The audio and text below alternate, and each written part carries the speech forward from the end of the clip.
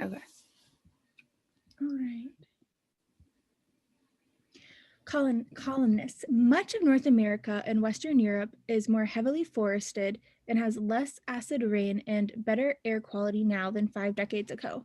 Okay, so I see a lot of relative terms in here, like more heavily, better air quality. So, and whenever we think of the relative terms, it's good to know that these things are, we have more heavily forested, less rain, and better air quality now than 5 years ago. But that doesn't mean, if it's like a flaw question, that either of them are great, right? Mm-hmm. Potentially. This probably isn't where this, that doesn't mean this is where this question is going, but always pay attention to our relative terms. Though this may be due largely to policies advocated by environmentalists, it nonetheless lends credibility to the claims of people who reject predictions of imminent ecological doom and argue that environmental policies that excessively restrict the use of natural resources may diminish the wealth necessary to adopt and sustain the policies that brought about these improvements. Wow, that is a sentence. Okay, so though these changes may be due to policies advocated by the environmentalists, so we're giving a concession here, right? We're saying this might be because of the policies by the environmentalist. We then go back and say it nonetheless lends. Okay, so what is it referring to? These changes, right? Mm-hmm. So these changes nonetheless lend credibility to the claim. So these changes are support. So I'm just going to say these support the claims of people who reject predictions of imminent ecological doom.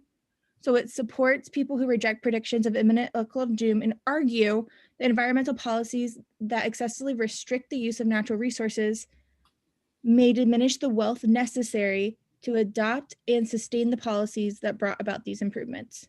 Okay, so what is this part saying? This is where it gets hard, right? Yeah. Okay, so we're saying that this is support that people who reject the predictions of imminent ecological doom. So what is imminent ecological doom? I'm thinking that like we're just like going downhill and we can't fix it. Mm-hmm. And argue that environmental policies that excessively restrict the use of natural resources may diminish the wealth necessary.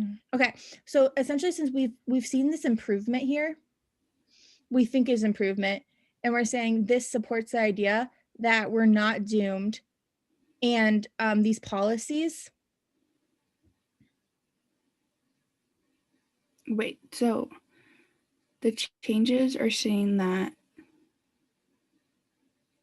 So we're saying that this success from our example or background information supports the claims of these people. So whoever these people are, Mm-hmm. but what these people are saying here are they reject the predictions of imminent ecological doom. So what is rejecting predictions of imminent ecological doom? I think that's just like that we're going downhill no matter what. You know, like we're like doomed. Global warming is so bad, there's no turning back. And but they reject it. So they reject predictions. So they're rejecting the predictions. So they don't think. They don't think, yes, they don't think there's going to be and this makes sense because up here there was success, right? Yeah, so if there's improvement, then we won't necessarily go down. Yes, and argue, so these people are arguing that environmental policies that excessively restrict the use of natural resources may diminish the wealth necessary to adopt and sustain the policies that brought about these improvements. So the policies, so they're rejecting that we're going down and accepting we're going up, and they argue that those policies that implemented the positive changes are restricting the use of the natural resources can lower the wealth that they need. So yes, that we need, yes, the wealth needed. So we can put the word needed in here. So they're saying, hey, if you keep putting these expensive policies in, we're not going to have the money we need that brought about these improvements. What the? Wait, why are they saying that though if they're in favor of the changes? Because they might be saying that these okay, so they're saying environmental policies that excessively restrict the use of natural resources. So these aren't the ones that brought about the change. They're saying whenever you have these crazy strict restrictions out there, you diminish wealth, and this wealth is what's required to adopt sustainable, like more realistic policies that brought about the improvements listed above. I see, but So they're saying that we adopted sustainable policies, mhm. and that's what brought about these improvements that we say up here. And they're So saying that so we're saying that we are not, imminent ecological doomed, and we don't need excessively restrictive policies. we just need enough We just to need sustainable ones, like we need realistic keep or the whatever. one. Yeah, keep the ones that'll go with the change, that would implement the change, but still be And we can still make money. Yeah. okay. That was ugly. All right. So we're trying to strengthen our reasoning. So how could we strengthen this? I don't want to look at the answers, so let me cover this. Okay. How would we strengthen? I have trouble predicting strengthening questions. We can add an example. Well, first off, what's our conclusion? Let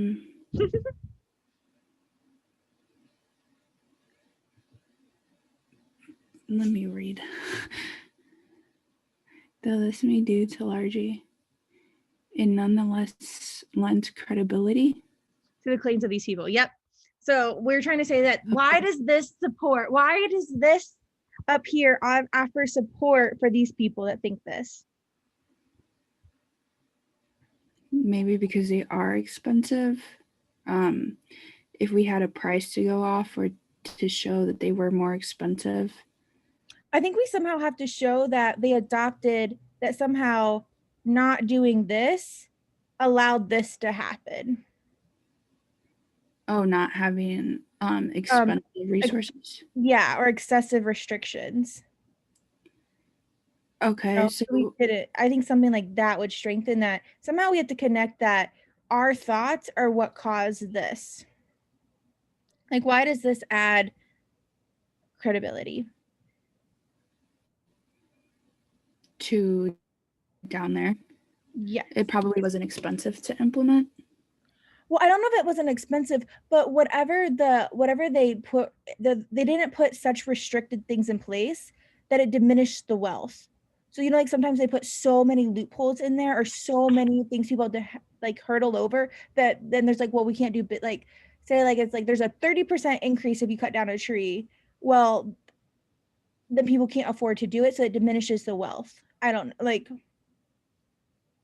So like maybe there's like 10% where it's like fair, they make money for the people saving their trees, but the businesses can still stay in business.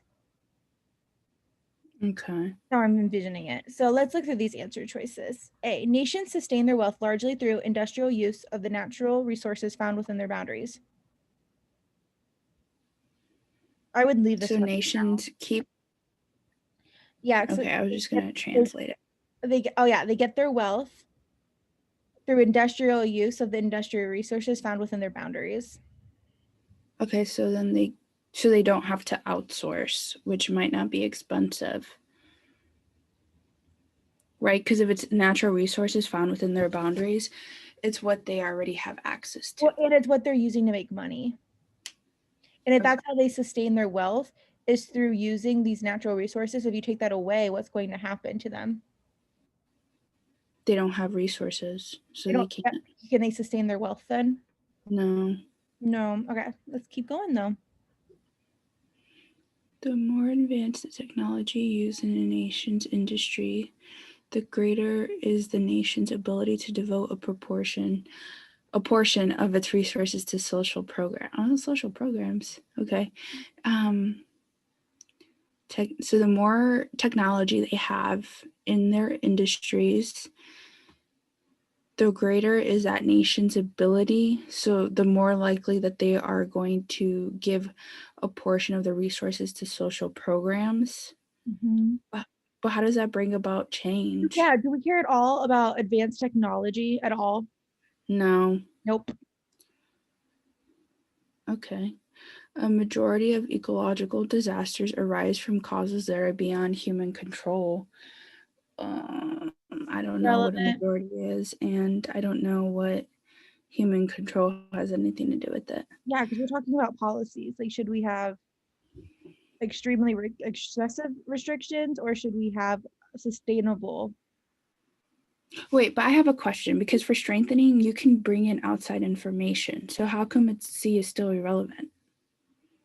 Because even if that is true, does that do anything to strengthen the idea that these policies are what brought about the improvement?